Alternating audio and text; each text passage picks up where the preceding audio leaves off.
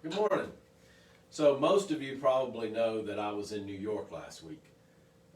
Thank you for the ones of you who kept up kind of through the Facebook thing. Some even sent messages and things like that. I appreciate it. The week was amazing. So I want to tell you just one snippet. There was so much there I could talk about, but one snippet about New York that I brought back. And I want to begin with a scripture that comes from John chapter 13, verse 34.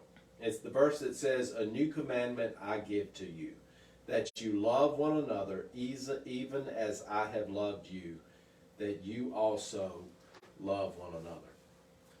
If you're not from New York, you probably have thoughts about what New York is like, even if you've never been to New York, because a lot of people did when I told them I was going to New York on a mission trip. And I didn't think I did, but I had some stereotypes too that were broken when I went to New York. We stayed in the Bronx, which doesn't have the best reputation, but I saw this scripture lived out. See, I was told that when you go to the Bronx, when you go to New York, people just aren't going to talk to you. They're not going to be nice. Everybody's kind of worried about themselves.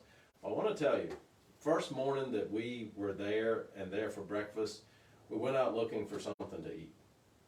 And there they don't really have, where in the area we were, we didn't have a place you could sit down and eat a breakfast. So you basically go in a corner store type of place and get a sandwich or something and just eat it on the street or walk back to your place. We walked back to the place we stayed and ate it. Well, we go in and we realize that it's pretty crowded. A lot of people there, a lot of them getting their food and buying other stuff in kind of a not grocery items and stuff like that, but it's really small.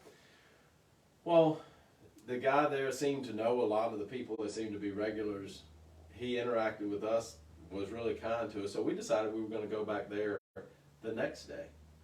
We go back the next day. He remembers us when we go in, has conversation with us, begins talking to us about who we are, where we're doing, where we came from, and we really felt welcome.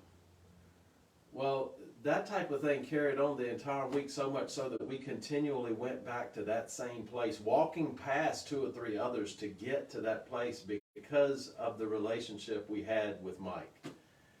And I don't even know the name of the store. We started calling it Mike's Place because Mike was the one that was so kind to us. When it was all done and we were there for the last day, we told him we were leaving to go back to Virginia. He said, "Well, when are you coming back?" And we said we didn't know. And we got our breakfast, and he gave us coffee on the house and sent us on our way. So I say all that to say, be careful about thinking you know who people are before you meet them.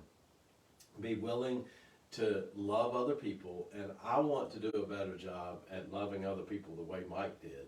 That caused me to want to come back to where he was. And it makes me wonder, do I treat people today, when I interact with people today, is it going to be a way that's going to make a positive difference in their lives? So I encourage you to be more like Mike in New York. And it'll make a difference not only in your day, but the day of the people that you meet as well. Have a good one.